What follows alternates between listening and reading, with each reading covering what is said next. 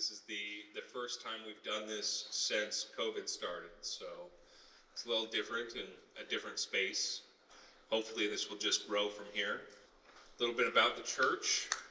We are the Church of Ambrosia, and Zide is the physical location that we have here in Oakland. We're going to start and have Moudou, who is a mushroom warrior who has been trained in both martial arts and the arts of the mushrooms, tell us a little bit about his perspective on the work that we're doing and how the mushrooms are connected to religion. My name is Moudou Baqui. I'm from Detroit, Michigan, and I'm here, like I say, as a guest today and as a supporter of the Zide Church. A little bit about me. I've been involved in sacred plant medicine for over 2 decades now as a student of Kilindi. I came into it through martial arts, through pursuing of a higher, level of engagement. And so through that, we were very adamant about taking high doses. And so this is where we had a special connection with Dave. My teacher, Kilindi, was also a proponent of high doses to go into the nominal realms. And so, as fortune would have it, Dave and Kilindi struck a friendship. Kilindi's no longer here, but as his understudy, it's just been my pleasure, my joy to have been able to rekindle the connection with Dave here, because we share similar values. So here I am standing here to be honored the first sermon in, a couple of years as a guest. And I adorn in my blue, or what I call my sacre blue. And this is homage to my favorite plant ally, which is the sacred mushroom. And so the sacred blue concept is something that's been pursued for, believe it or not, almost 1,000 years. The cornelian blue, the sacred blue of the mushroom, ruse, is something that we'll find connected with all kind of religious iconography, whether we're talking about Asar and Arset painted blue, the goddess Hathor, Krishna, even the Virgin Mary. And the connection to the sacred, or the sacre blue, is directly connected to the sacred mushroom. And so it's in homage to that and to those traditions that upheld the sacred mushroom, because we're on a new time now. For the last 400 to 600 years, this information has been severely suppressed. And so we are in a new dawn now in which this information is now available. But we would be bereft to acknowledge the time without acknowledging those sacred cultures that kept this knowledge alive, those that kept the fire alive under the light of persecution and potential death. And so we always recognize and salute those Aboriginal original cultures that kept this light alive. We know in the 60s it became rekindled through the likes of Gordon Wasson.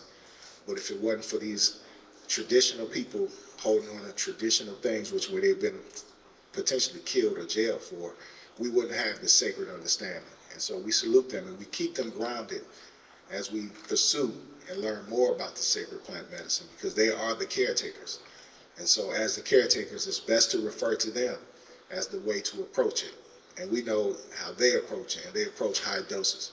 They didn't approach it as a commodity or a party favor, but they approached it as a tool of the divine.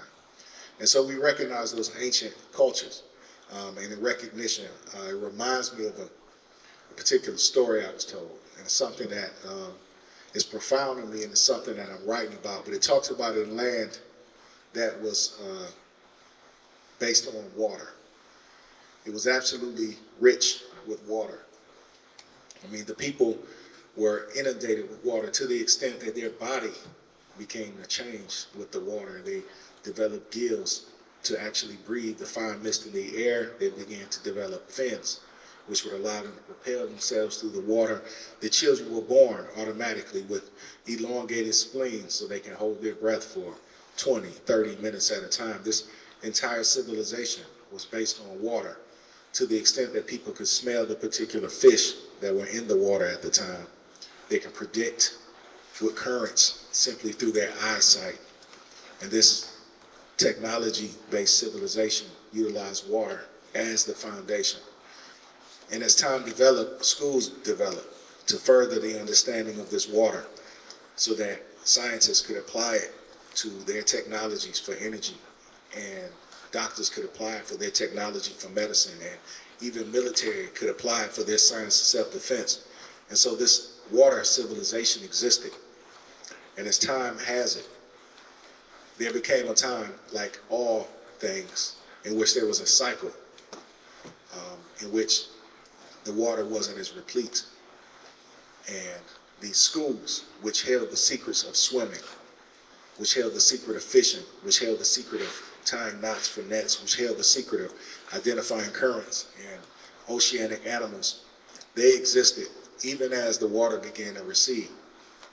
And as the water receded, as civilizations go, this civilization adapted.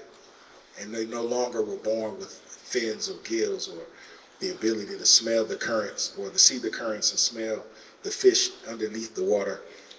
The generations evolved or devolved as you have them, and they became more land-based. But these schools remained. These schools remained, and they became no longer functional, but a part of these people's culture as a homage to their old ways. So you would look about the landscape and you will find these schools with people laying on flat platforms and practicing the backstroke. And then you will find people practicing holding their breath. And you'll find people with sticks and cotton strings who are practicing catching fish. And you will find people who are building whole effigies of boats and rowing them in the sand. And it became a ritual. Eventually, the idea of swimming represented a form of prayer in which you were stroking the ethers of the universe. And eventually, the use of the fishing pole became associated with stroking the best fortune out from the divine. And all of these arts became obscure, but they remained, and the schools remained. And as civilization would have it, the purpose of these schools became lost. And as civilization has it, there became a youthful generation which began to question the usefulness of spending 18 years practicing the breaststroke on plywood, or building an effigy of a boat, or casting a net into the sand only to get sand back. And so as youth are, as rebellious youth are, many began to doubt the school. But some, in attendance to their cultural tradition, stayed in the schools and continued the canon tradition and got to the highest points. But even at the highest point, doubt remained. And so there became a point in which there was a group of youngsters who decided that they were going to blaspheme the whole canon of water, and they were going to pursue something different. And the only way they could pursue something different was to leave the land. And so as they walked to leave the land, there they came amongst the elders who forbade them and told them that beyond this land is death, and there's nothing to be had here. And these were the wisest sages of the land. These were the ones who remember and could recall what water was and what it looked like. And so they sat with their elders, and eventually they got their heart to move beyond their elders, and they began to pursue.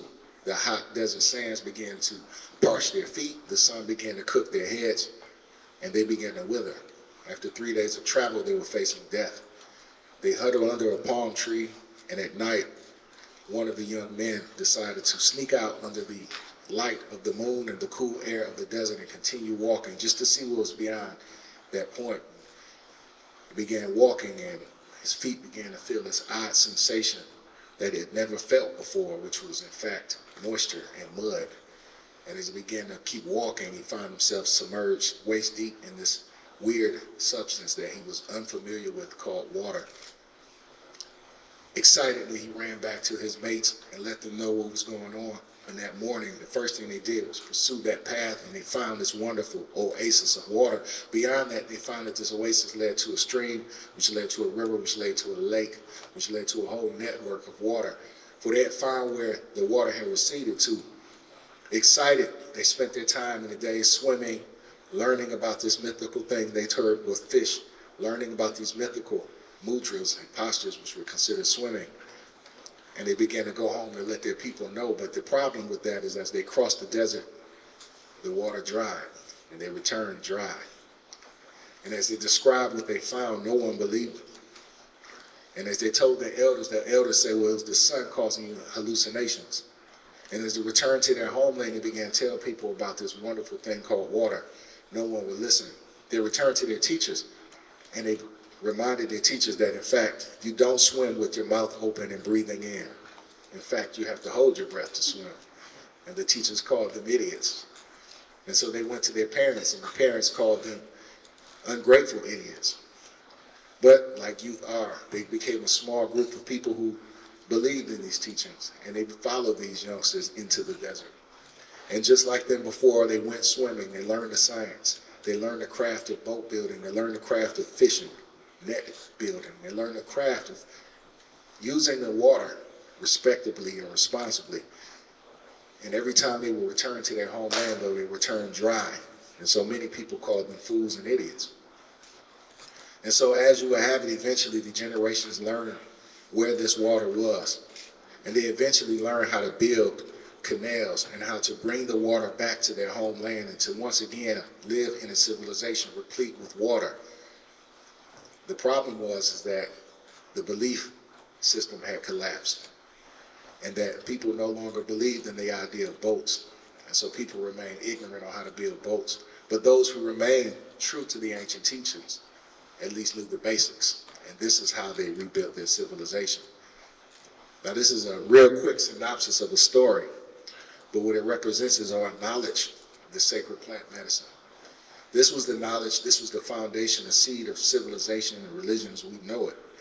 But as civilization, as time would have it, there became a point in which these plants and the knowledge of became lost. And so the art and craft of civilization, the art and craft of family, the art and craft of actual agriculture and advanced human living became lost.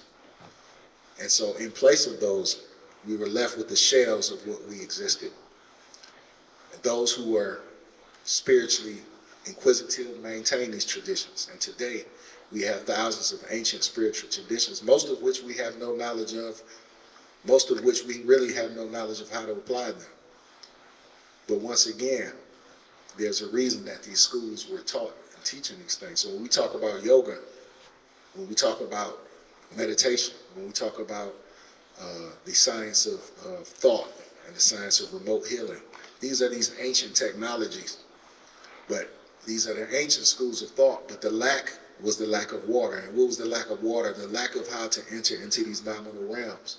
So we are in a point in which the waters have returned, in which these ancient sciences and crafts can be applied, in which we can really see what happens when you apply advanced yogic techniques under the influence of these sacred plant medicines. So just like the youngsters, we represent a new generation that are bringing back these ancient divine sciences. And just like these youngsters, we walk upon this land dry, and they believe us not.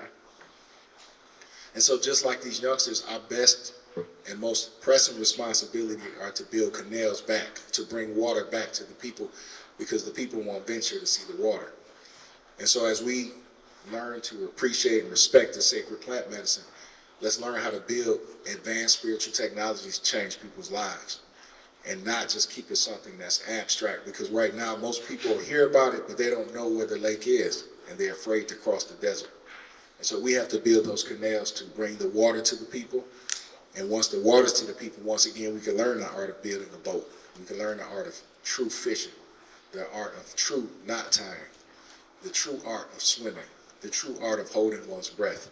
And once again, these technologies that we're familiar with will once again be even more relevant. So I'm going to keep it short because I'm excited to be here. But part of what we're doing is an important part of human development. And we just have to accept it as such and respect it as such and approach it as such. And as we approach it as such, let's make sure that we hold the memories of those ancient ones that kept this knowledge alive respectable. This isn't something that's been discovered. This is something that's been preserved. And so let's become knowledgeable of those ancient traditions so that we can become knowledgeable stewards so that we can advance and build this human civilization again. So with that, I say ashe, and thank you very much for your time.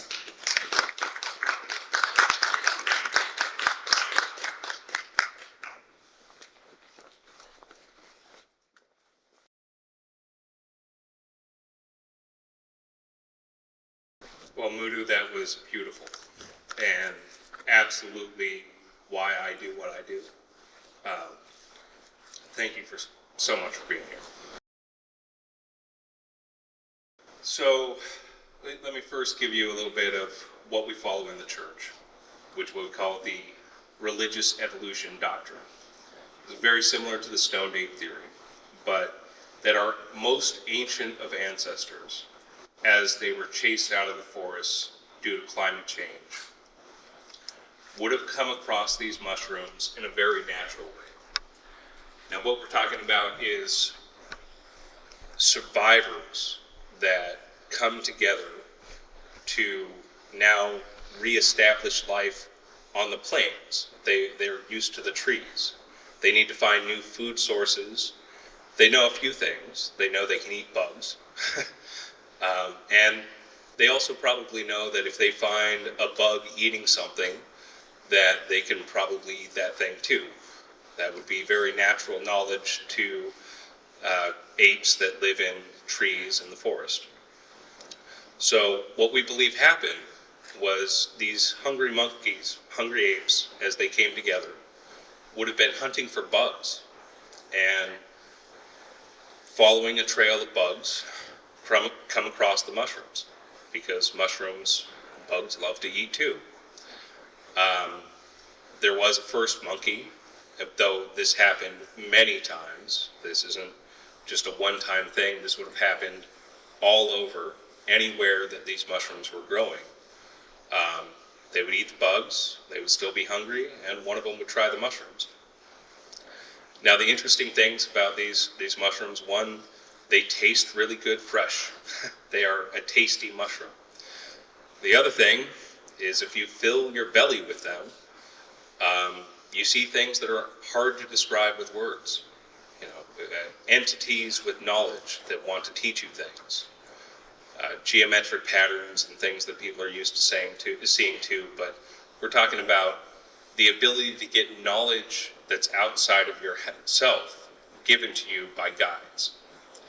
So how the monkeys learned to survive in this new environment, we believe, was by the help of the mushrooms. It was also what first led them to think that there's something more to this existence. They are something more than this body. When you have these really high dose experiences, leaving your body is a very natural part of it. But that's how we became what we were. What we are today is by finding these mushrooms, and the mushrooms showing us what we need to be shown, and helping us understand how to communicate, how to make art, possibly even knowledge as deep as how to make fire. We had to learn that from somewhere. So that's the core of where the church is coming from. And based on that, we actually consider all religions part of our church. We are what came first, before there was anything else. During this pandemic, I've had a lot of time to have more high-dose experiences, but also do a lot more research. And what's really interesting, as you go back and read really just about any holy book you want to read, including the Bible, you can't not see it as these people were going into some of these spaces. In the Bible, there's the book of Ezekiel, and it talks about seeing a golden four-headed being with four wings that they see as an angel and a representation of God. Those are definitely experiences that you can have through high-dose mushrooms or DMT, but even meditation. Honestly, I truly believe before Christianity came and killed all the witches and forced everybody to believe in their one book, there would be natural humans that would have significant DMT releases. So many of these prophets may have actually just had they don't even have to consume anything. Their just body is wired to have a natural, significant DMT release. They as it describes in Ezekiel, drop to the ground and see a golden four-headed being with knowledge they want to teach them. My own personal journey into this work, I wasn't expecting it. I never knew what high-dose mushrooms were. We opened the church as a cannabis church with the idea of fighting for the religious rights of cannabis. Shortly after we opened, Oakland passed their decriminalized nature law. And what this said was that all entheogenic plants were the lowest priority for law enforcement. After reading the law, it was very clear to me that this was put here for a reason and we needed to incorporate other things into the church. Personally, feeling drawn to the mushrooms, I knew that this is what I had to do, and I had to try them before the church was ready to help anybody else with them. My first experience was 2 grams, which is the fun dose. That's where you can have a good time. But knowing that I was the leader of this church, I knew that I had to go deeper. And what was the most prevalent information at the time was the 5-gram heroic dose put forward by Terrence McKenna. So knowing that that was something I had to do, I did the 5 grams in silent darkness. Out of this trip, which was a very intense trip, I came out in a loop saying, you need to learn how to breathe and you need to do more mushrooms. And I must have said this 100 times. Now, after I sobered up, I was like, well, what do you know, mushrooms? I'm breathing right now. But knowing that the lethal dose for mushrooms is somewhere around 5 pounds, I wasn't concerned about doing more. So a few weeks later, letting my tolerance clear out, I did 10 grams. Another incredibly intense experience. But I came back in the same loop. You need to learn how to breathe, and you need to do more mushrooms. And this is where things started to get really weird. Because then when I sobered up, I decided to Google how to breathe. And if you Google how to breathe, you'll come across a TED Talk, and you'll find a bunch of doctors talking about, as a society, how we've forgotten how to breathe. And what they're talking about is we're sitting down at desks, and we're concerned about the size of our bellies. So what's happened is we've started breathing with the upper halves of our body. Now we have a muscle, our diaphragm, that's meant for us to breathe with. We naturally, as a baby, do it. If you take any martial arts or yoga, it's one of the first things that they teach you how to reuse is your diaphragm. But the reason the doctors are talking about it is that there's a new illness happening in elderly where their diaphragms have atrophied. So they're literally having breathing problems because they've stopped using their muscle their entire life. And I was one of those people. So for me, this was pretty strange because clearly I didn't know how to breathe, but clearly I thought I knew how to breathe. So I relearned how to use my diaphragm to breathe, but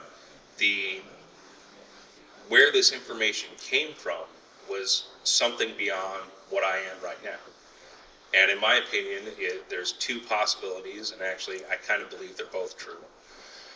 One is that this information actually came from something inside myself that was then able to clearly communicate, hey, this is something you need to learn. The other, which is what I know happened, is there are guides on the other side. And they knew this was the very first lesson that I needed to learn before I moved forward. So, again, letting a couple weeks clear out to make sure I had no tolerance, I decided to do more mushrooms. And this time I did 15 grams. Now, this was an incredibly intense experience, and this is the first time I actually saw entities come through from the other side and talk to me, physically in my room with me.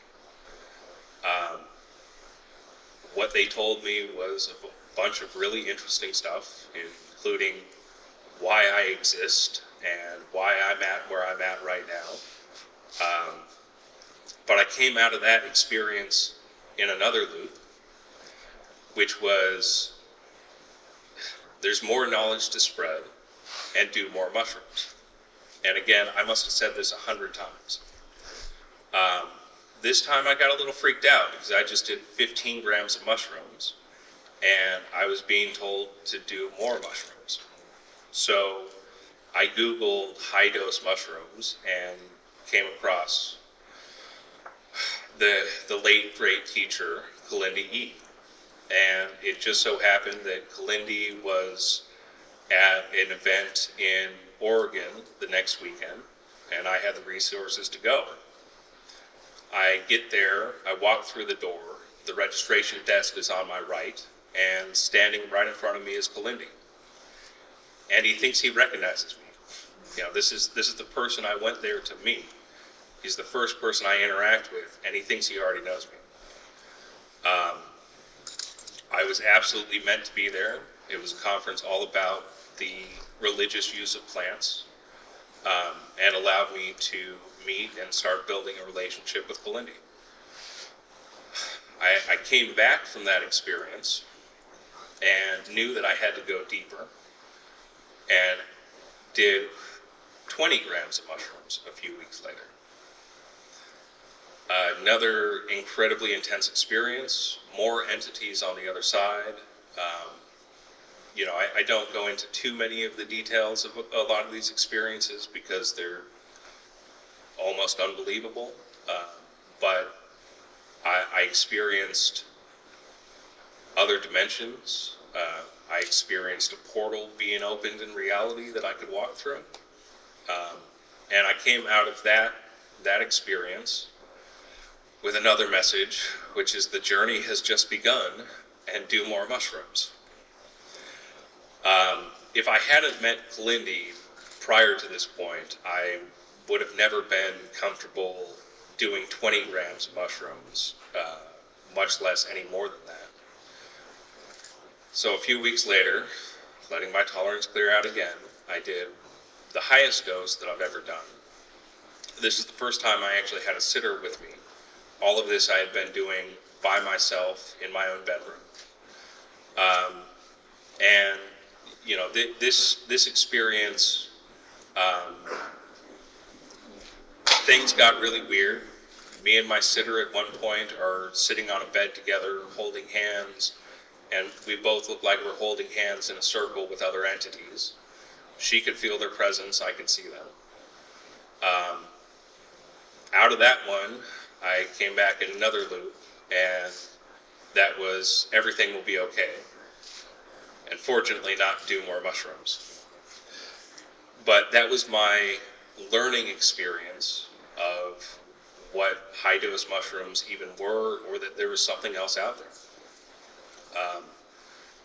For a long time, I tried to do this work at least once a month for the church, and prior to COVID, I was doing those and coming back and talking about them on a weekly basis at the sermons. And then COVID happened and things got a little strange. There is no doubt in my mind that these realms are where religion came from. The project that I've been working on lately is something called God Sitters. And what we're doing is trying to provide space for people to have these experiences in a safe way. Out of the people that we've had have the experiences, there's been some incredible progress. There's been some incredible experiences. What this work seems to do is have 3 stages. And depending on what you need to go through and who you are, those stages might be longer, or you could even skip a stage. But generally, the first stage is dealing with your own trauma. They can take you through every experience in your life so you understand why you had that experience, and you can deal with it. And this is far deeper than any psychiatrist could possibly take you. This is you communicating with your soul, and your soul that has already lived your entire life telling you what you need to know. So phase 1 is getting through your trauma. Phase 2 is truly understanding what you are outside of this body. You are not this meat puppet that you feel like you're in right now. This is just your expression into this reality. What you are is something so much more powerful. And what you are is also something that exists outside of this space and time. So it has all the answers. It came here for a reason. You are on this planet, you are here for a moment, for a very specific reason, and it knows why. So once you can start communicating with it, there becomes a whole nother level. Once you truly understand what you are, you can begin the next level of work. And that level of work is what Moudou and I do. And Kilindi was somebody who did it for over 40 years. It's very intense. It's things that,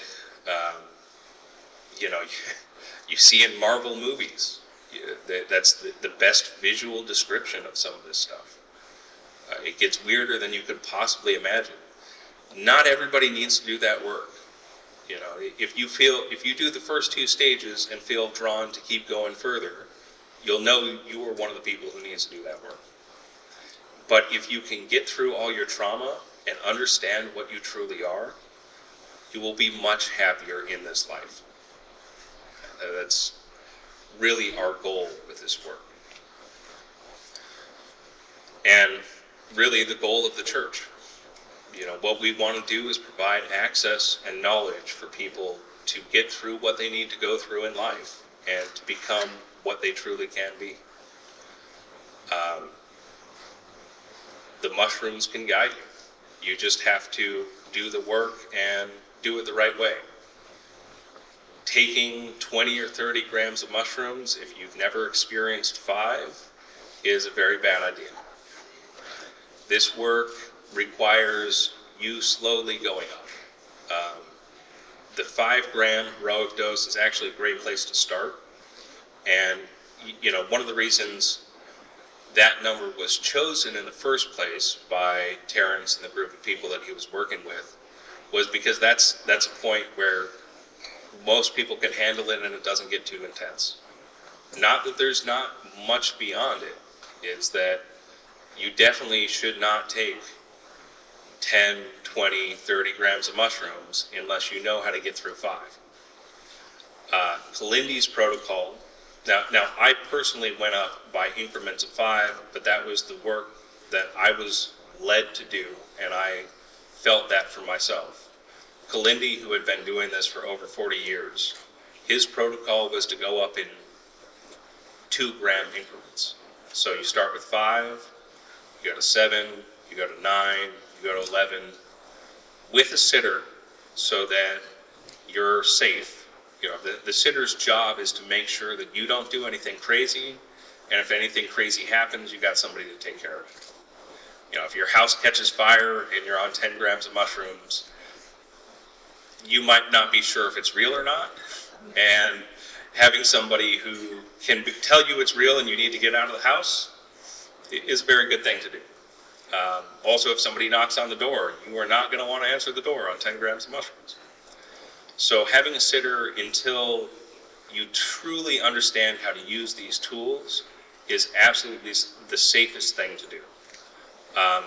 Although you can do it by yourself. You don't actually need a sitter. I did it myself, but it is not safe. You don't want to end up running out into the street because you see something crazy.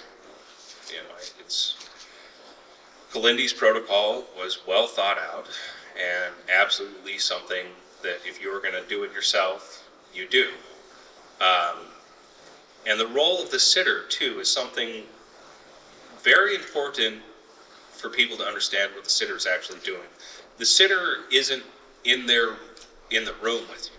The sitter isn't your guide or your guru. The sitter is the one to make sure your body is safe, to make sure that you don't have to worry about anything happening around you, and just to hold the space to keep your body safe. Somebody sitting in the room with you is going to affect your experience. And that can even be really, I mean, in some cases the work can be done and it's good. In other cases it can be really dangerous. You're in a really primitive state and you can be very heavily influenced. So doing this stuff by yourself is one of the keys to doing the work. You need to understand the communication that's coming is not coming from another human who's trying to influence you, but either your personal guides on the other side or your soul itself.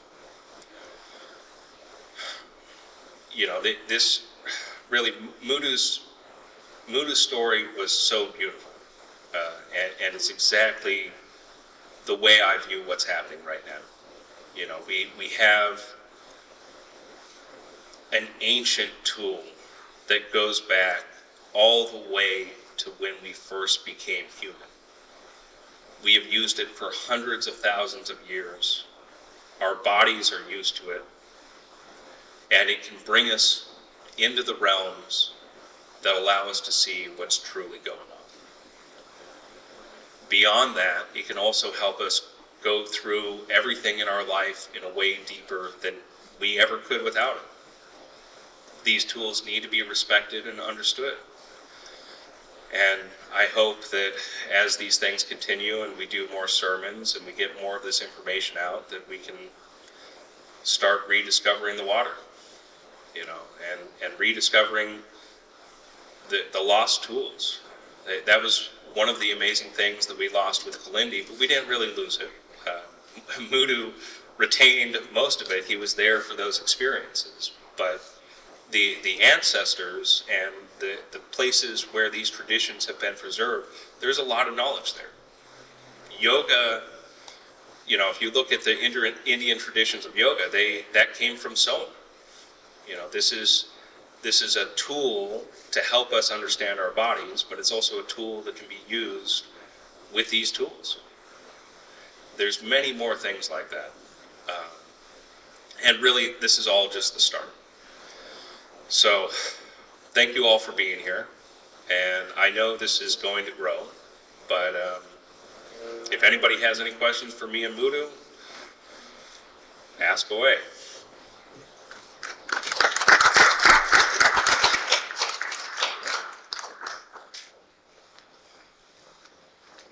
Anyone? What would you look for in like qualities of a trip sitter? You know, oh, we got another microphone. Yeah, she was asking what are the qualities for a good trip sitter, which is a really good question. You know, a trip sitter has to stay out of the way. You know, they have to be able to hold the space. But this work is not about them. It's about the other person. So if you have somebody who's really focused on, you know, how special they are and they are the mushroom guru, that can really get in the way of what needs to be done. You need somebody that can literally clean up shit, because that happens. It happened to me a couple days ago when I took 25 grams of mushrooms. So there's shit can happen. But you also have to have somebody who understands this is not about them. It's about the person who's doing the work. Yeah, what Dave said. No, but what was really important about that is there's a thing that we call a doe eye effect, like a baby doe, baby deer.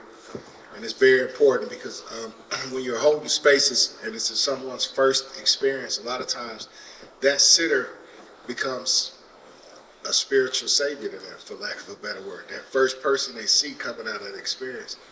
So to have someone that is grounded and not having a guru complex, and that's one of the things that we have to look for in the future, is that people who hold space have to be grounded, because it's very easy to have somebody come out the space and say, I am the master of your destiny, and you know, and things of that nature. So someone who's grounded, definitely, and that's trustworthy, and has had experience preferably, but sometimes that's not always available.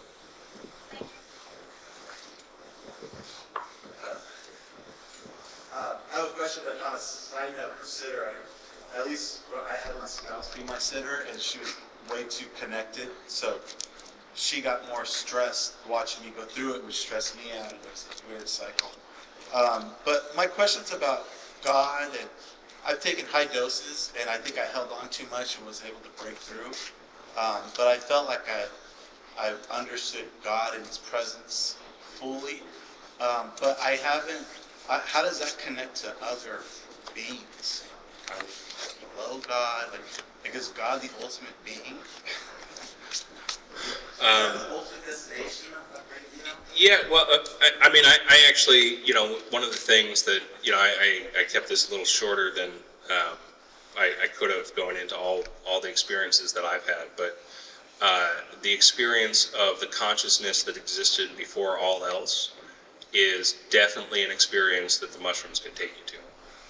And, really the best description of your answer is what I got out of my experience. I had, I think this was on 20 grams. I was dragged through every dimension, heaven and hell, and ended up in a space of pure light. There was nothing that existed. I didn't exist. There was but one consciousness, and that's what I consider the consciousness of God. Now, I get a pretty clear message every time I do a high dose, and I definitely did when I started my work. Now things get a little weirder.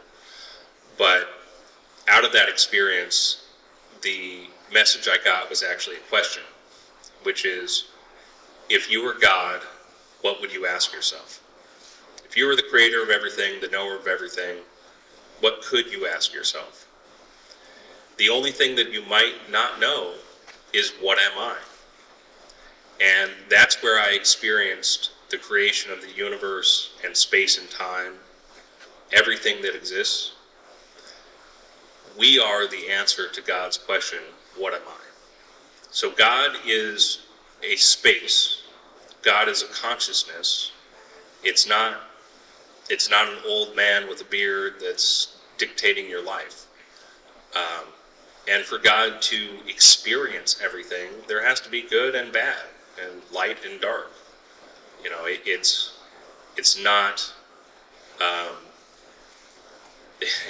It's really not as simple as there's just one guy up there. Now, there are entities up there that exist in different dimensions and at different levels than ours. And some of those, many of those, are what people have called different gods, and they are quite powerful and can do things. The way I see it, it's, if you look at all of consciousness as God experiencing itself, even these other entities on the other side, they're also part of that too. They're just at a different level than we are. And that gets into what you really are, because you're not a meat puppet. This is just, you could look at it as a computer, and you've got these arms and legs, and your brain is a little processor to make the arms and legs work. But the thing sitting on the other side of the computer, what is that? And that's a pretty powerful thing. You are equal to a God. You are one of those things too. You just have to understand what you truly are.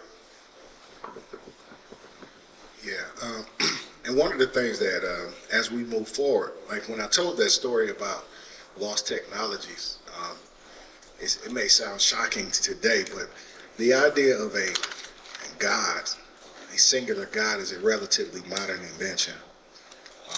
It's maybe about 400 or 500 years old. But the traditional aspect of humans understanding for almost 1 million years was that the interpretation of the Creator was a multitude of energies that didn't represent one singular thing. And so when you go into this realm, like Dave was saying, a lot of times the high dose, you'll experience what they call that primordial loneliness, in the sense that you experience omniscience.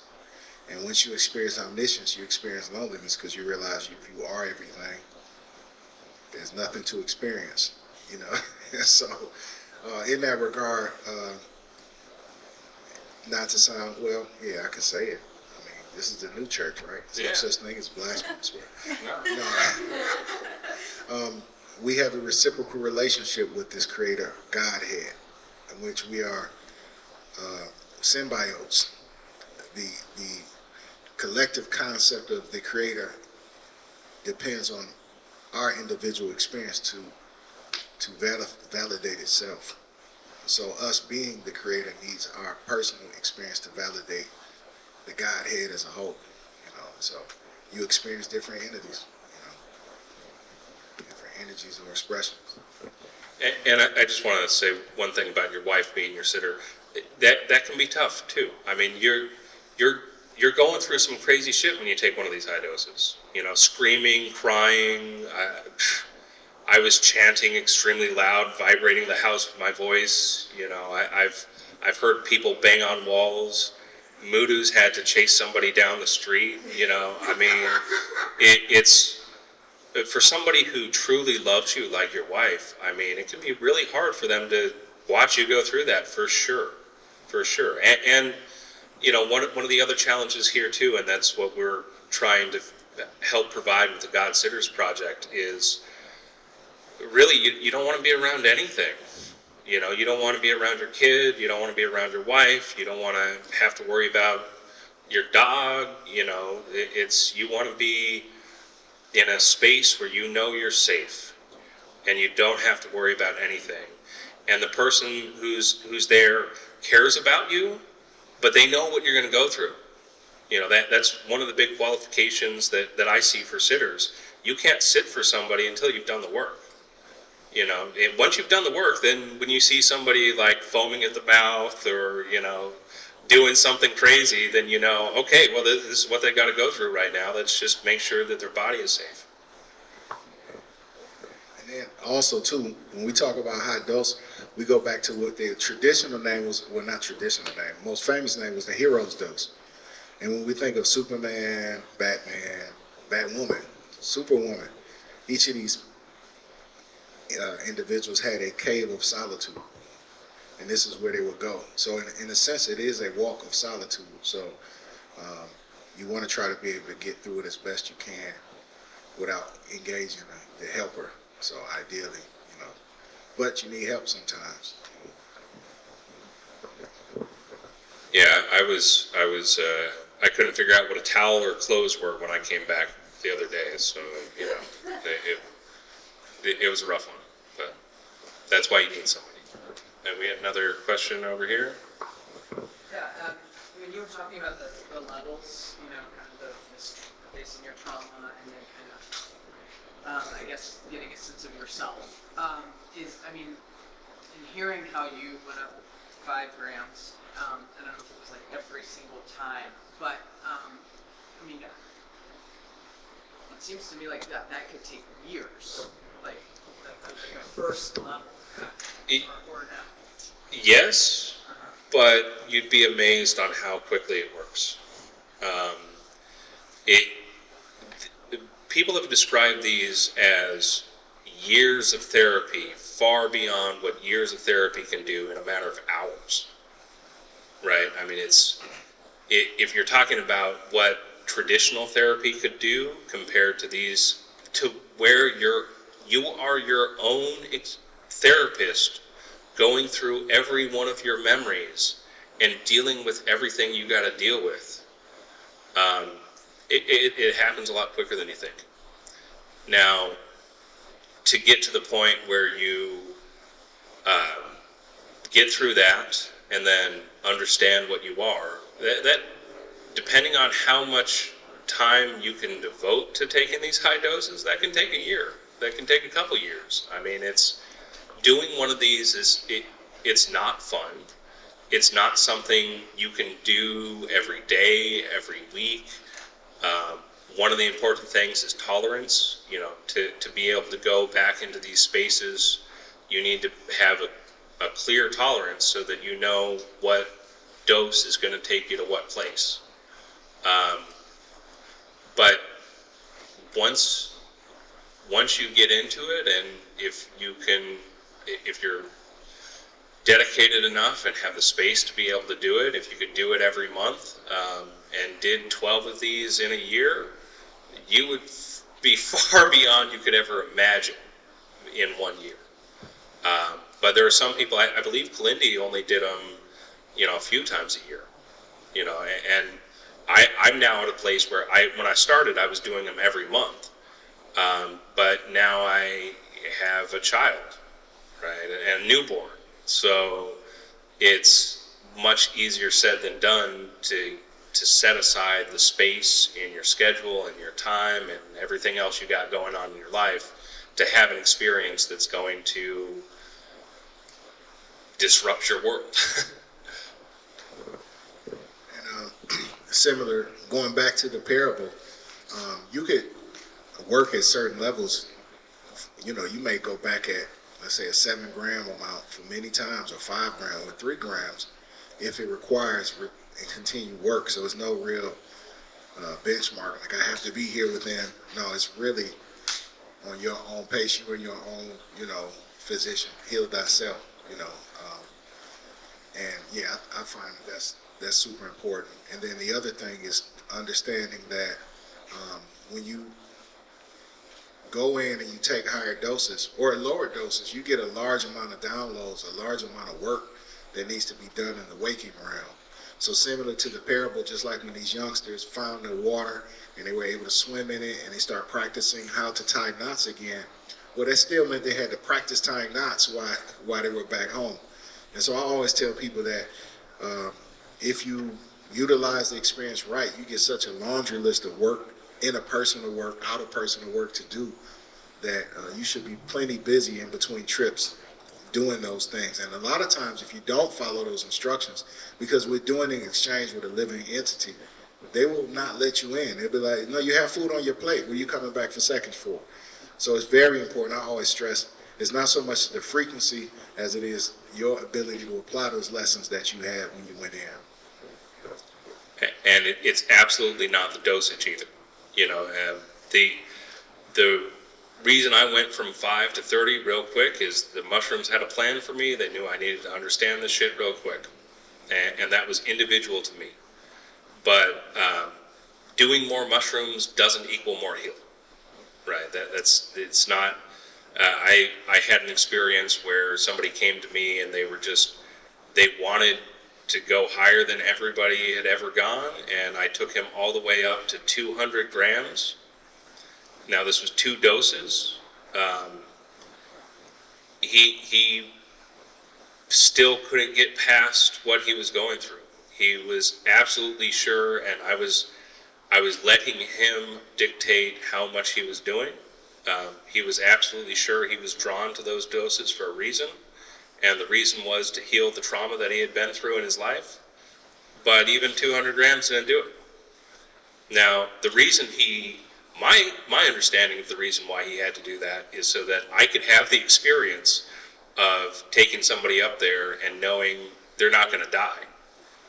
200 grams of mushrooms is more than anybody has ever even heard of anybody doing. And there's probably some indigenous tribes that had some knowledge of that, but it's not a place you need to go. It did not help him. He didn't remember his experiences, and he came out of it with the same trauma that he went into it.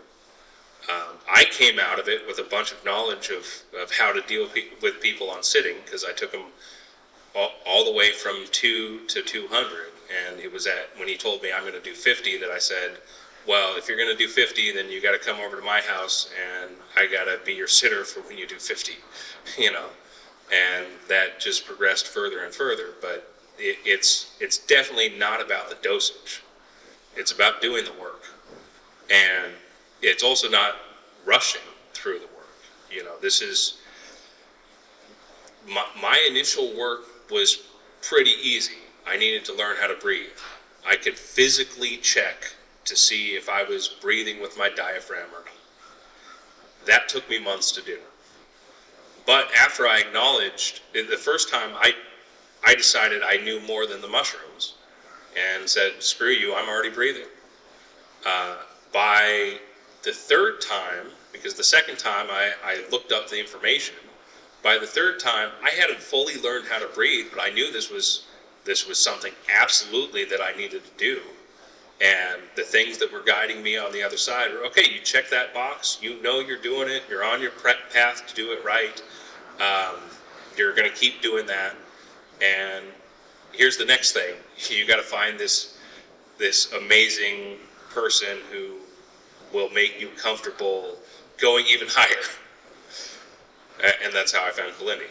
So it's not about dosage, it's absolutely about doing the work. Doing an 8th in your bedroom by yourself can be extremely powerful. The key is you got to be with yourself, by yourself, listening to yourself. Because if you're not listening to what you're being told on the other side, then you try to go back, it's just going to tell you the same thing.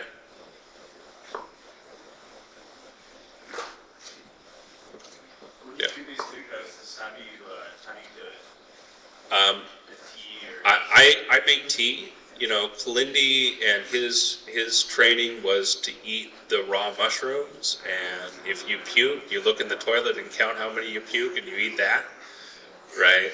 Which is a very intense way of doing 15 or 20 plus grams of mushrooms.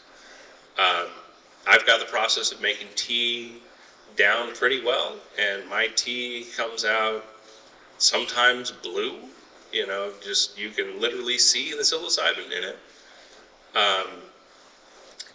I also recommend everybody fast for at least 48 hours before they do them. Mushrooms can flush things out of your system, so the less things you have in there to flush out, then the less stuff you got to deal with. And even though I know that lesson, I didn't fast for long enough before my last one and had a shitty experience. It was what I needed to have, but you know, it was, yeah, not fun. Wearing a diaper is a good move, even if you don't. If you don't fast, it's best. It's like a safety helmet, just in case something. For the extreme high dose. Yeah. Yeah, at 5 grams, you're not going to have that problem. 10 grams, you probably won't have that problem. 25 plus grams, well, really 15 plus grams, you start having the problems. And it doesn't get any easier the more you take. I just want to share too that one of the important things that I always let people know is that this is an exchange. And so when you ingest the sacred mushroom, like so many other things in this universe, it wants to experience human existence. And so this is why when you take them, like you're looking at your fingers like you saw them the first time, you're looking at the light bulbs, everything is just brand new, everything is laughing, because you're looking from the eyes of the mushroom to experience human reality, which is great, but there's an exchange. And so your ability to close your eyes and go within is your ability to get your part of the deal. And I know a lot of people, you know, there's nothing wrong with taking them out, you know, skipping around and watching the walls move and, you know, the birds wink at you and things of that nature. But the importance of going inner and not allowing your discomfort or your unease to have you miss out on the most important part of the journey. And so I have so many people, like when they come into my space, you know, we do traditional style in darkness and silence. And I'll come down and every light in the basement is on. And they're like, oh my God, I can't. And it's like, you know, I respect people's right to be comfortable, but then I always say you're missing the best part. Because the journey, we're familiar with the physical reality. We live in it, we're immersed in it. And if you spend 8 hours, you spend all this time prepping just to look at the physical reality with a little bit of color filter on top of it, well, you kind of wasted your time. So it takes a certain amount of bravery to turn away from the physical and to go within. And that's where it happens. And so I tell people sometimes the worst trips can happen when you are looking at that weird poster on the wall that starts to look like a monster, or that pile of clothes that looks like the spaghetti monster. And sometimes to prevent a very harsh trip going in would allow you to not get triggered, for lack of a better word. Just one thing on that, and Sarah.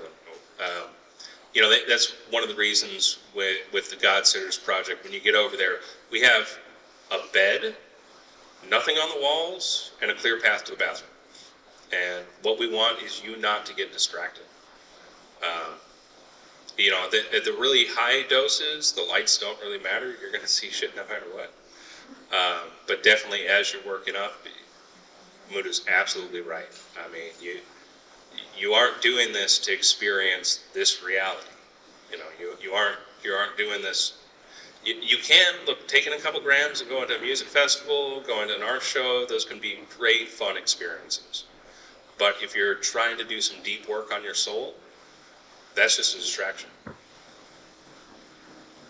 Sarah? Can you speak to the lost martial art that Kilindi brought back and what the connection is with psychedelics and martial arts? So I was studying under Kilindi under the system of Ahasaki. Our school is called Tamarian Institute.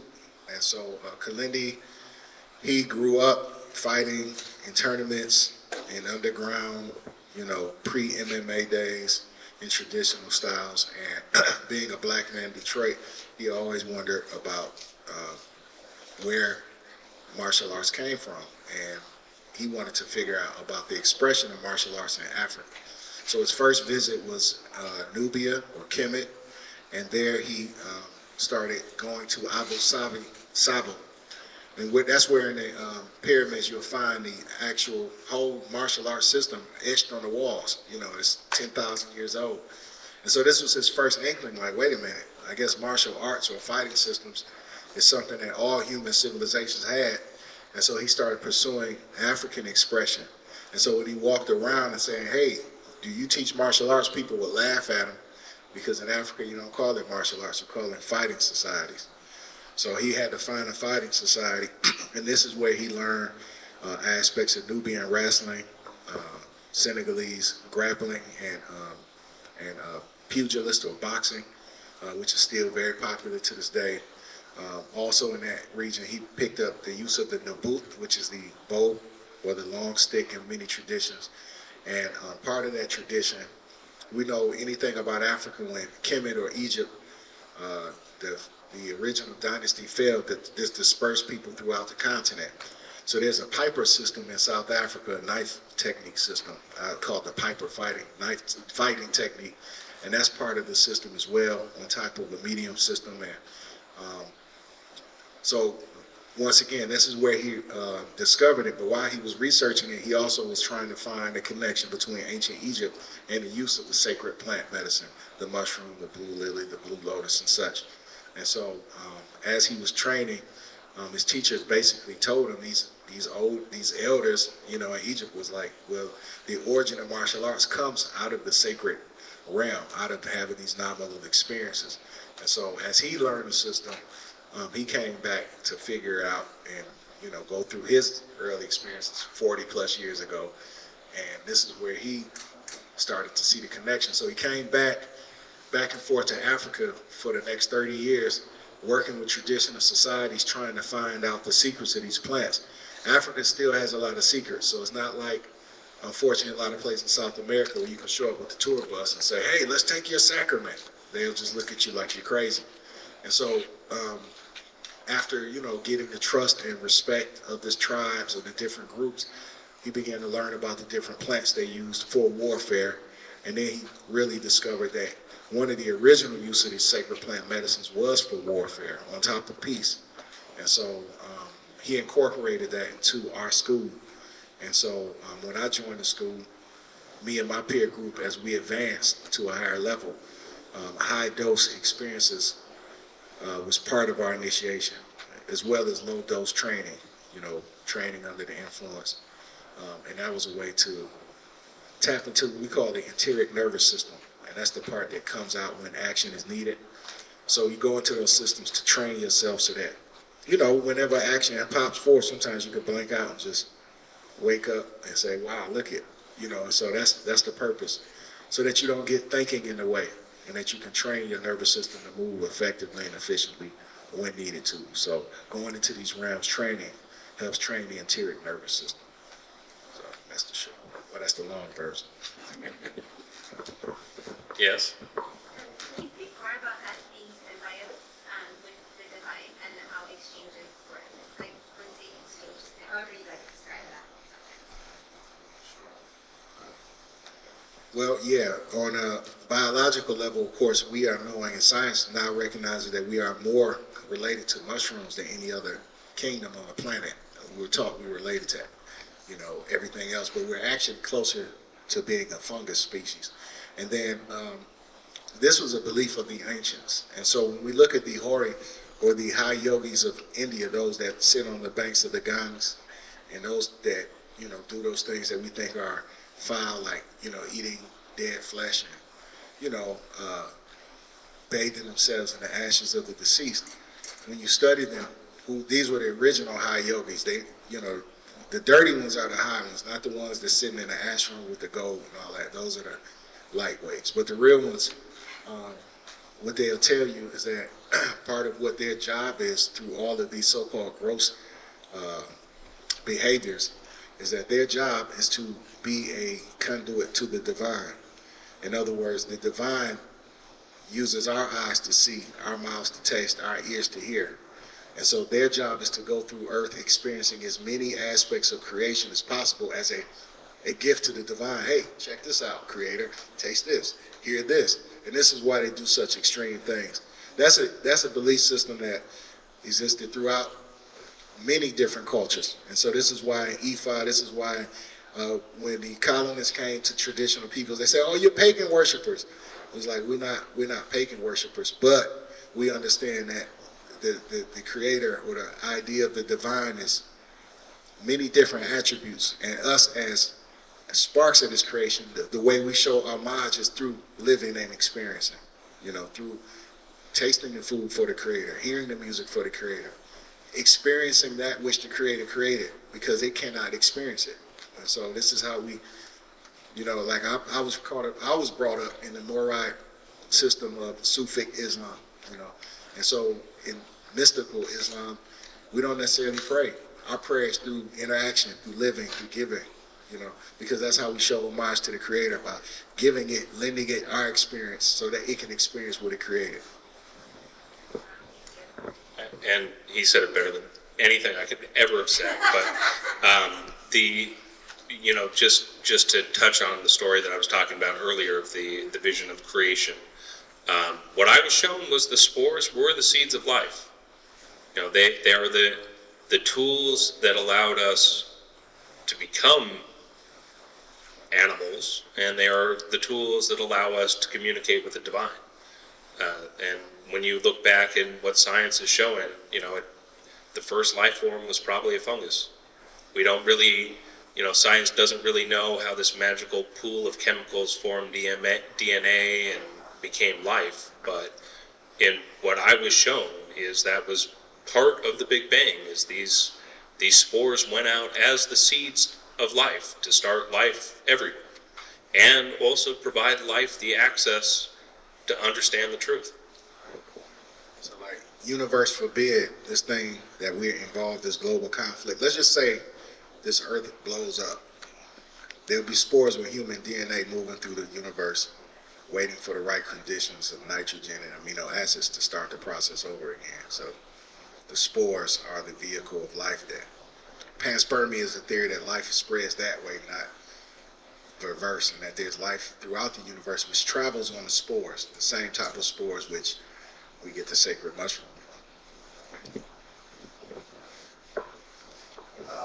So the process of taking mushrooms and understanding our reality, just learning and doing it, do you have like a name for that? Like what do you call it? That second part. Let's contribute. You make a name. Yeah. Like I talked to my wife about it, and like every time I want to refer, because I did a lot of work, that's right, and pandemic started. So I always refer to that time, but it's always like a long sentence. Like back when I was doing heavy doses of Ceremony, mushroom. maybe ceremony. But yeah, taking ceremonies, I guess. But I didn't know if there's like you know. Yeah, what I refer to them as is high dose ceremonies. Yeah. You know, I mean, this is, you're not taking high dose mushrooms for fun. Right? This is not an there may be some enjoyable aspects of it sometimes, but you're not doing it for fun. This is a ceremony that you're doing. So high dose ceremonies. I do. You first. No, I'm saying I do like the idea. Like as we advance, we have to create a high culture of this thing. You know, it's like, you know, high dose mushrooms is cool, but 300 years from now, it's kind of corny. So we have to think of a cool name that represent what it means. But I'm sorry. My wife wants nothing to do with mushrooms, by the way, besides keeping me safe. But she was doing heavy breath work. I don't know the term for it because that's not my thing. But we were coming to the same conclusions, and it was almost like we were on the same path, but different roads, but heading to the same place. So there has to be like the study of some, you know, like it's all new. It's new and. Yeah, what you're talking about is holotropic breathing, and yes, absolutely, that is one of the ways to reach these spaces. You don't need to take anything external. You literally have everything inside, and that's why one of my fairly firm beliefs is that the ancient prophets were just people that released more DMT naturally into their system, because that's what the holotropic breathing is doing. It's getting you to have a natural release of DMT that brings you into those spaces. And psilocin and DMT are basically the same thing. Now, psilocybin breaks down into psilocin, but if you look at the chemical of DMT versus psilocin, they're basically the same thing. Just psilocin has a little extra hydrogen-oxygen tail on it. But otherwise, they fit into the same receptors and do, you know, Kilindi used to say that there is no difference between high-dose mushrooms and DMT. So my last question was regarding like, the entities once again. Like from what I've heard, because I don't think I've experienced it, like they want to influence like our lives or like are there forces working against us? And then I definitely feel like there's forces working for us, like our ancestors and people watching over us in some way. But is it like a war that we can't see, and can we influence that war? I'm going to let him get deeper into this, but yes, there's a lot more to the other side, right? It's not just one thing. It's not just your ancestors. It's multiple universes of life, right? So every force that you would see in this existence, there's some similar force in that. There's good and evil. There's ways to use these tools for both. But understanding what you truly are, you are much more powerful than many, if not all of those things. You know, you came into this existence for a reason. You are here for a reason. You're here right now for a reason. But many people get misguided. You know, we have science that will tell you you're crazy and say just take a bunch of drugs until you're numb. We have cult leaders that drive people to do some insane things. You know, there are truly evil people in this world, and they have a component on the other side too, and things that are making them do stuff. So I can't tell you if you're personally haunted by anything, but I can tell you if you truly commit to this work and truly understand what you are, you'll be able to resolve those things. Definitely. And you know, it's in every holy book. You know, you have a divine birthright. You have principalities, tricksters that convince you that they are the authority on both sides. And so one of the divine mysteries, such as Buddha espoused, was the middle road, you know. So you do come across entities, some who represent the Luciferian light realm, others who represent the more material realm, and neither of them are on your side, you know, because you're like a royal child walking around with a bag full of gold through the meanest neighborhoods in America, just walking up to everybody being friendly, and they convince you, yeah, you're our buddy, come ride with us, you know. And eventually you have to learn and get the knowledge of, wait a minute, I have birthright over this land, and neither you street hustler, nor you street preacher have influence over me. I have influence over both. So that's the middle path that these things teach us, not to be corrupted through the aspects of material nor ethereal, but to master both. But so some of these entities, yeah, they want to sway you on their side. They want to get you down with their clique. You know? But it doesn't matter. No. We're a piece of God. Yeah, yeah. You know, you can make lots of friends over there that are pretty cool, and you have others that are tricksters. That Such a good analogy. yeah.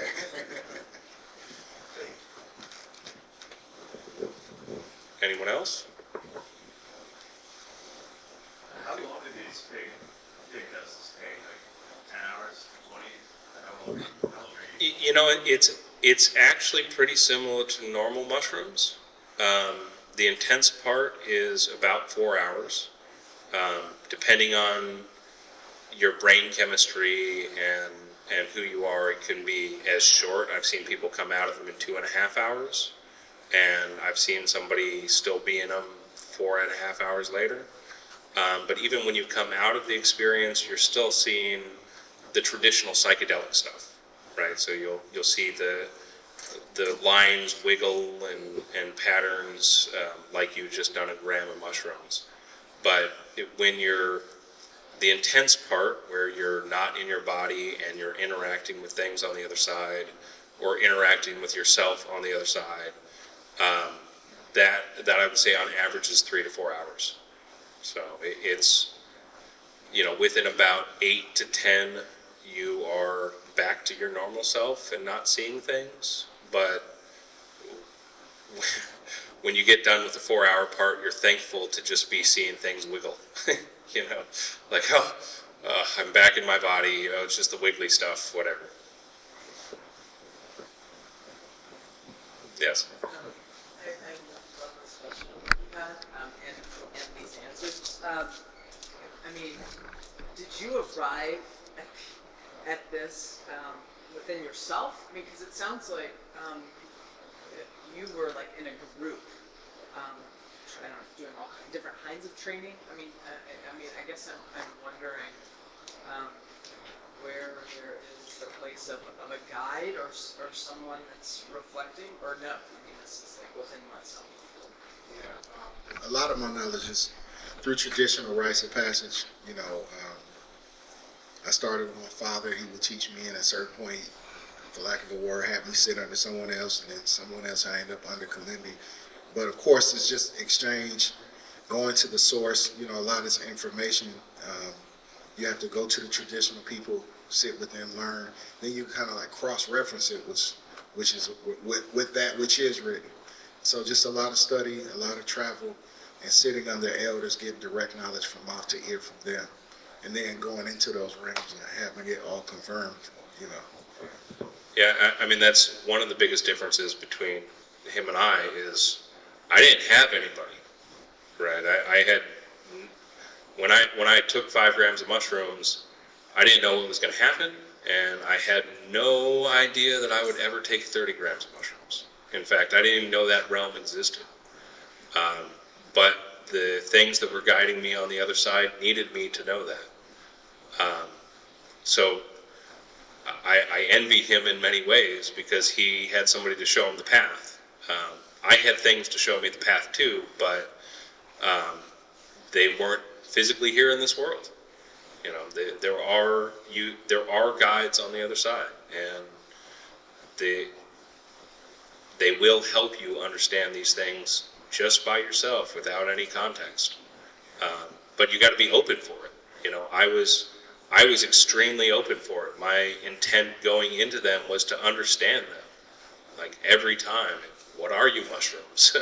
They're like, well, this is what we are, and this is what we can do, and this is, by the way, we brought you here to do this because somebody needs to do this, and you know, there are people doing it, but if everyone in the world could just get past their own trauma, the world would be a much better place. And if everybody in the world could understand what they are outside of this body, we would have technologies and tools and levels of knowledge that go beyond what we could ever possibly imagine.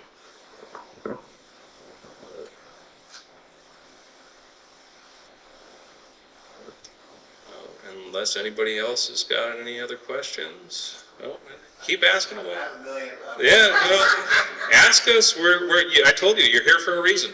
So I haven't been in decades, but what about acid? Is that on the same lines of mushroom? Acid is something different. I personally haven't tried it. You know, my path was just cannabis. I'd never done anything else until I did the mushrooms. What Kilindi used to say about acid, and to me it makes a lot of sense, is there's just less knowledge in it because it's new. You know, the mushrooms and psilocybin existed since the beginning of time. Acid has only been around for 50, 60 years, right? So there's less knowledge there. Personally, one of the things that concerns me about acid, and not that I eventually won't experience it, is I've seen a lot of people go too far with it and end up with a God complex. So far, the people that I've met that have done high dose mushrooms, they don't have that God. They know they're God. They know they're part of God, but they don't walk up to you and say, "I'm better than you because I did, 100 tabs of acid and I experienced God." They're like, "Oof, yeah, this is some crazy shit. It could really help you. It's something you need to know, but I might be part of God, but so are you. I have no right to stand in front of you and say you need to worship me." And unfortunately, I've seen that happen more than once with people who are doing a lot of acid. And then it's, and everything he said was so on point. And like along those same lines is, we live in a world where everything is commodified, commercialized, quick, heat up, microwave.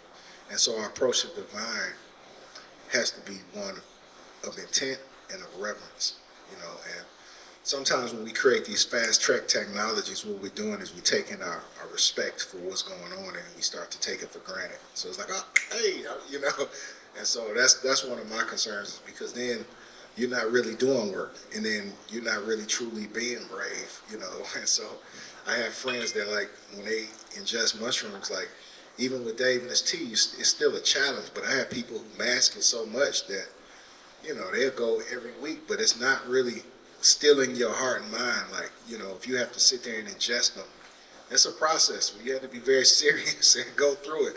Whereas if it's a lemon lime flavor smoothie, you just, hey, your groundedness for going in there is going to be much different. And we know the setting, and intention defines what we get out of it. So I did notice, or I remember back what I did back in the day, and compared to mushrooms, with mushrooms you have like that guiding voice in your head that seems to speak truth, and if you just listen. And with LSD, I don't remember any of that. Like maybe an outside voice I fixate on, and then be my guiding voice, which is not true. But with mushrooms, I'd hear that voice, and if I tuned into it and asked questions, I would just get answers like a matter of fact. Is that God? Is that us?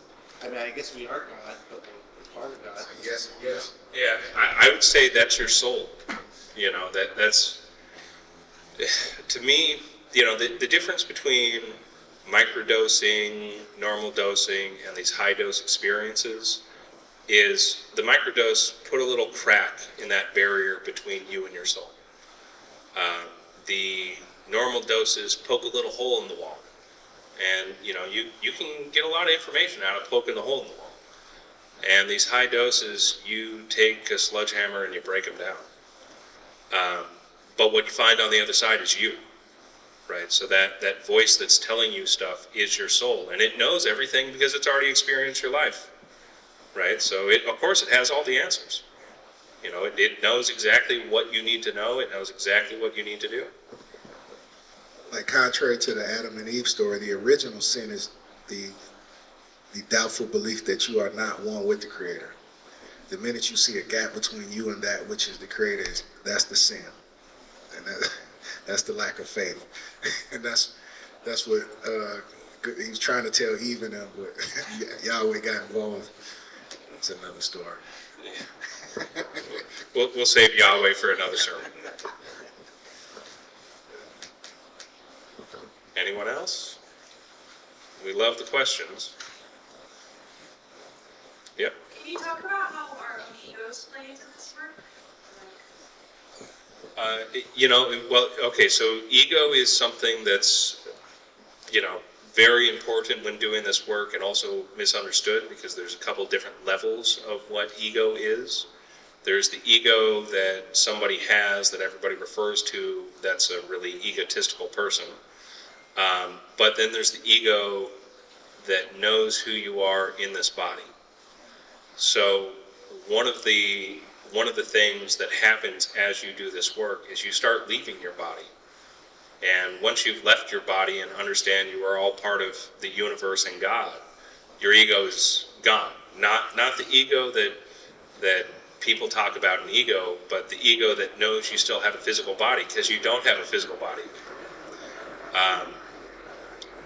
And then the other big problem can be when you start doing this work, especially that ego that people say you're egotistical. That ego can interfere with this work. If you think you can control the mushroom, you are wrong. You are not in control of the mushroom. And that's actually where a lot of the bad trips come from, is people wanting to control this experience and force something to happen instead of just let it do what it needs to do and learn from what it's showing. But when you listen to a lot of people talk about psychedelics, they'll say, well, I don't have an ego anymore because I lost my ego. And if you know you have hands and you're touching your body, you have an ego. And if you think that somehow psychedelics got rid of your ego, you definitely have an ego. It's once you do enough of this work, and that, one of the amazing things about Kilindi when I met him is, he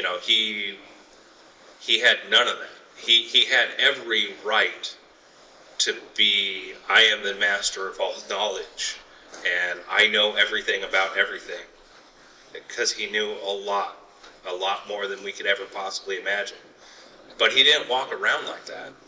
He was a very humble, powerful man. But once you know you're just part of everything, and that this person that you're puffing your chest up at is actually just you too, just another expression of you, it's a lot easier to keep that in check. But ego is a very misunderstood thing when it comes to psychedelics. It is a huge part of it. It's something that can get in the way of your work. It's something that can even get inflated by some of this work, because especially with acid, I've personally seen it. You experience God, you come back, and you think you are Jesus Christ reborn on this earth. That's ego inflation, and that's the opposite of working on who you are and what you are. So yeah, it is very important to understand, and something that you need to let get out of the way so you can really do the work. And you know nothing compared to your soul. You know nothing. It knows everything. It is you. It has lived your entire life. So if you want to puff up your ego at your soul, it's just going to laugh at you, and you aren't going to get the work done. And then it's important too, and this is where things get tricky, because we mix up like modern myths with ancient realities. So the ego, that's some modern myth bullshit. I mean, not to be harsh, but you know, this was written by somebody who had no real grounding in spiritual science, and he was coming from a very Western materialist point of view. So trying to reconcile the idea of ego with someone who was patently not rooted in the spirit, you know, that gives us confusion, and sometimes that'll cause us disorientation. You get what I'm saying? Freud, that's why we have to rewrite these books, because right now these plants or these funguses are rewriting psychiatry as we know it, because all of these concepts don't apply anymore.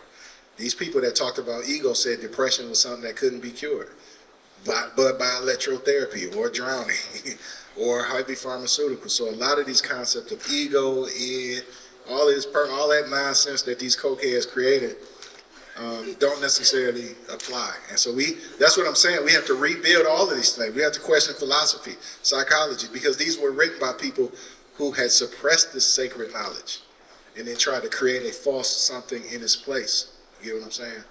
So as we go deeper, you'll start to be like, well, who the hell was Freud? What did he know? You know what I'm saying? You know, if you're going in and you tapping into some real things, so it's challenging, you know, to deal with modern, outdated and unproven concepts that apply to ancient spiritual science. So I tell people, release that idea of ego, because you'll be looking under the bed for it, in your back pocket. It's a concept, it's a theory, and it's, you know, it's outdated. Absolutely. You know, also on that note, you know, the same things that are talking about that are saying that the only way to cure you is to do a bunch of drugs and go numb. You know, that's not the answer. There is another way. Your soul has the power to heal you. That's just a fact. That's what the ancients knew. That's what we've forgotten.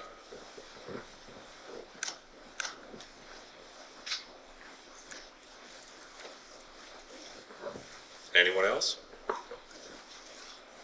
Can you talk a little bit about International High-Dosage Mushroom Day? Oh, yeah. Well, so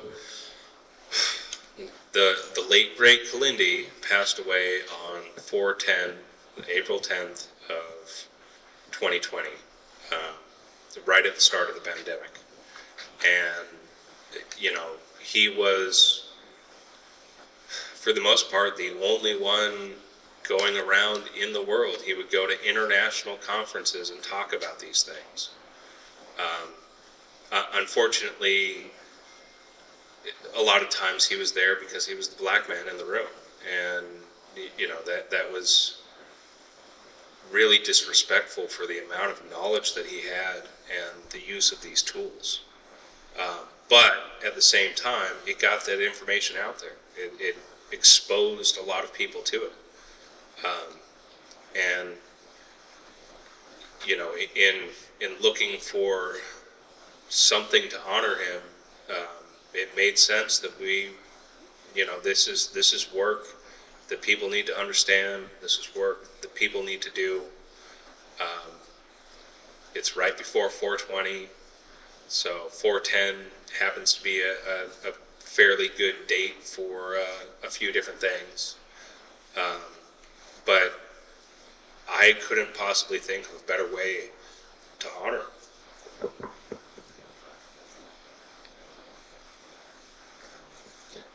And hopefully we'll have an event going around that. It's still in the works, so we can't talk about the full details of it until the venue is locked in. But we are looking at doing an event here in Oakland and bringing Moudou and Mother Ayana, which is his wife, out here, just to honor his memory. Yes, sir. Sorry, have you guys talked about like recurring services that exist in churches and buildings? This is not our building. This is an event space, but we have a very strong alignment in philosophies with them. So this may be our new space, at least until we can find a bigger church. I know when the time is right, it will come, but we are looking for a large church location to move the church into. We've definitely outgrown our current spot, but until until something more happens, we'll either use this space or find something else where we can start gathering people together. The goal is to do this sort of format once a month. Again, this is the first time we did it. We didn't even email all the members because we wanted to kind of work the bugs out before doing them like we really want to do them. But the plan is, yeah, we will be trying to do this once a month and bring somebody out somebody other than me who has some things to say, and gather everybody together. Yes, sir? When you're speaking about these entities and they're communicating with you, do you feel like it's another voice that you're hearing, or are they communicating through your own soul? At the right dosage, you can physically touch them. They are standing right in front of you. Now, at different levels, you might just feel them. You might just get the communication from them. But as you go up in dosage, you can physically touch them. They are as real as you standing in front of you. Again, these are ancient tools that our ancestors knew a lot more about, but it's not like you're just hearing a voice. It's like you got a god or alien standing right in front of you saying, hey, this is what's up, or this is what we need to do. And sometimes when I work with people, I always do this. I say, just close your eyes, and I want you to have an apple in your left hand. I want you to feel the weight of the apple, the coolness of it sitting in your palm. And then I want you to lift the apple and smell it. And then after you smell it, I want you to take a bite out of it and taste it. And what I do when I do that exercise is I'm training my students how to use their other set of senses. So when you pick that apple up and you bit it, you bit it. You tasted it, you smelled it. Now, but these are the unseen senses that they don't teach us about in school. So that's my analogy for it. Yes? So when we talk about, like, let's say tricksters or the Decepticonish energies that are going to be on the other side, do you have any tools of discernment that you can Well, I mean, my orientation is always traditional African spirituality, and the trickster was always the teacher. And so, oftentimes, as opposed to being opposed to it, you just have to be patient with it. It's the Lekba spirit. It has. That is an endogenous discernment tool that will come from within you. Yes, yes.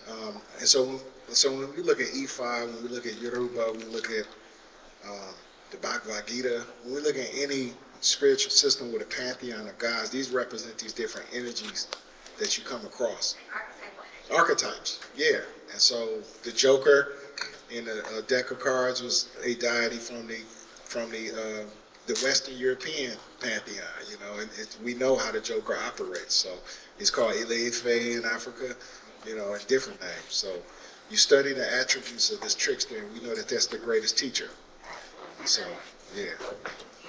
Yeah, I would definitely say if you're seeing something, there's something to learn from it, right? I mean, even the darker energies and darker spirits, I mean, there's a reason you're seeing it, and you need to understand why that is. If, you know, after you do the work and you're doing the work in this realm, start thinking, man, that thing was pretty bad. You know not to listen to it, but you knew it was there, and you knew you had to deal with it, right? So it's a challenge for you to overcome, and you do have the power to overcome it. You just have to understand what you truly are. And that kind of ties into what you were saying about continuing the work on this side and walking the line between the ethereal and the material, so that you can maybe pull the knowledge from the ethereal by here, and maybe even, like you were saying, process what we see on the ethereal sites, you know, with our full capacities here and say, oh man, if I, you know, process past that again. Yeah. Okay, that's good. Yeah, absolutely. You know, these, especially as you're going through the first two major stages of this, there's a lot of work for you to do in this side too. You know, it's not just, oh, well, I saw that and now I'm done. In my case, the very first one was I physically had to retrain my body to breathe right. Right? I mean, that's as real as it gets. And I absolutely had to do that work. And I had to do that work so that when I'm old, my diaphragm isn't atrophied. Right? That was incredibly powerful, incredibly important, physical thing I had to do. But first I had to accept it. Right? I had to accept, oh, that's real.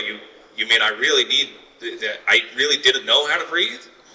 And once I accepted it and I started retraining my body to do it, I passed that challenge. I have another question. Do you, are you able to use your knowledge of martial arts in the ethereal realms? Like, very... Oh, absolutely. So just like in Hinduism, they have mudras, sacred hand postures. Well, martial arts and katas are body mudras.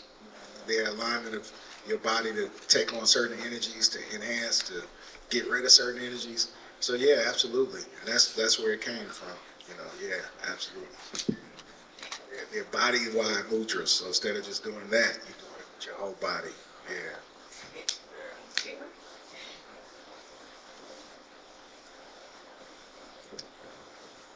Any other questions? I mean, for how few people we got a lot of really good questions. So I'm really, really glad that we're recording all of this. Anybody have any else? Music. Well, I mean, there are dimensions of sound. You know, in fact, my last trip, I was in one for quite a long time. Moudou was actually a trip sitter for me just a couple days ago, and listening to the audio, you know, I'm chanting and I'm humming, and there are sounds coming out of me that sound like they're coming from another realm. What I was experiencing in those moments was a complete dimension of sound. Entities in the sound, right? So music can be really powerful if you understand what it is and what you're doing with it. It can be extremely powerful, but if you don't know what you're doing with it, it can either be a distraction or it might put you in a place you weren't ready to go to. So it's when you're doing these doses, silent darkness really is the best thing. You know, you don't want to not hear anything that your soul is trying to tell you. So that's one. But two, you don't, unless you understand the technology behind the music, you don't understand what it's going to do. And that's where the word music is, that unseen inspiration, that unseen spirit of inspiration. Yeah, so that's where we get the music. So you go over there and you'll hear sounds. And, well, I mean, you know, you more than likely know you've been there before. So yeah, this is where, like, in the old days, this is what the creative class did. The creatives, just like now, this is where they would get new instruments, new sounds, new scientific observations. So any realm of creativity, whether it's fashion, whether it's technology, whether it's music, whether it's agriculture, this is the source, the Akashic records, that we get the knowledge of human civilization from. So yeah.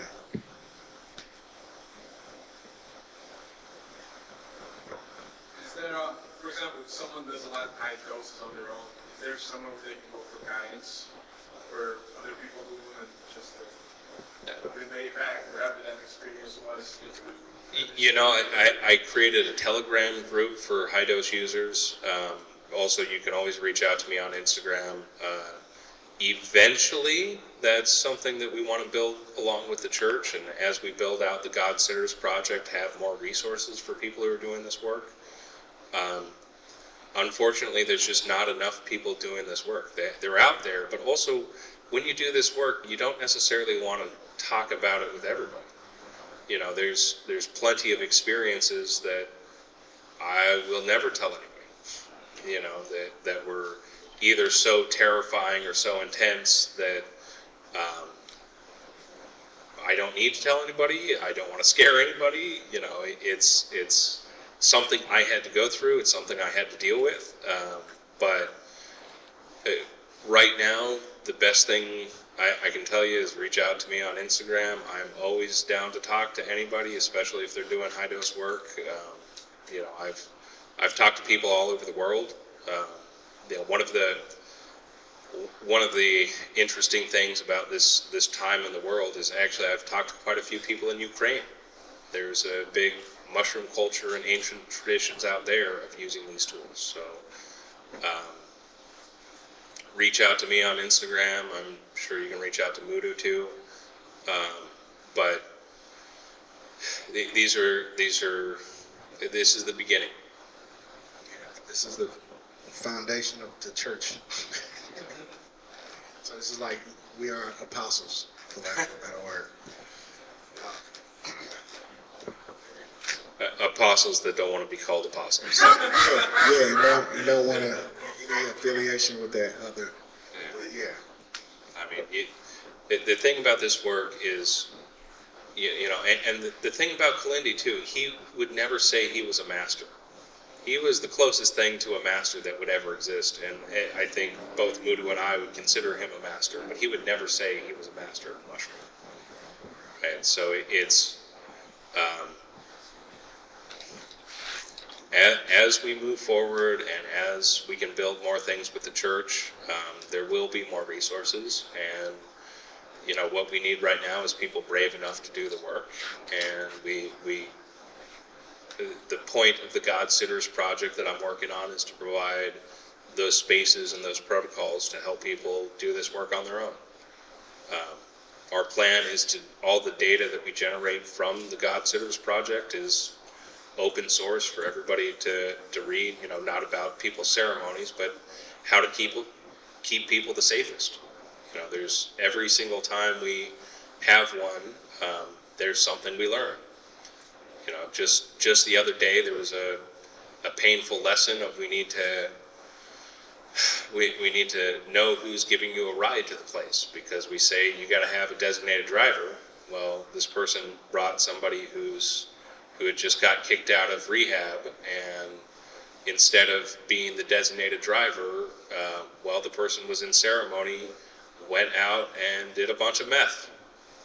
So at the end of the ceremony, this person who had just had the best experience of her life and was totally, you know, gone through levels of healing that are almost undescribable, had to deal with somebody who was all methed out and had to wait around until they sobered up so they could drive the car home, which, you know, meant that they were there for about 10 hours before they were really capable of driving a vehicle again. So, you know, it's very important who you have around you when you're doing these, and it's very important that whoever you have around you stays sober and provides space for you and, you know, supports you. You know, this isn't. Yeah, don't. I mean, this was literally the worst case scenario. Look, the person who brought this person needed this experience too. You know, they needed to know this person shouldn't be in their life, and that was a very painful way to show them that this person should not be in their life. They need to focus on their own healing before they're ready to help somebody else. But you need somebody that's going to be supportive, knows that this is all about you, it's not about them at all, and can just hold the space and keep you safe until you get back to your bed, unless you're staying at the place where you're doing the ceremony.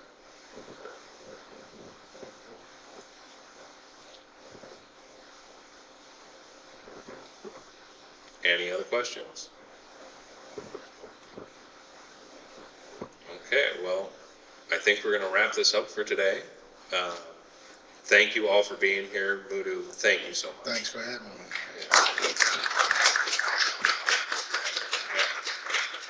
I really have to say, what you said, your story about the water, I mean, that's truly where we are right now. Absolutely. Thanks for having me. Thanks for listening to my rambling, everyone. I appreciate it.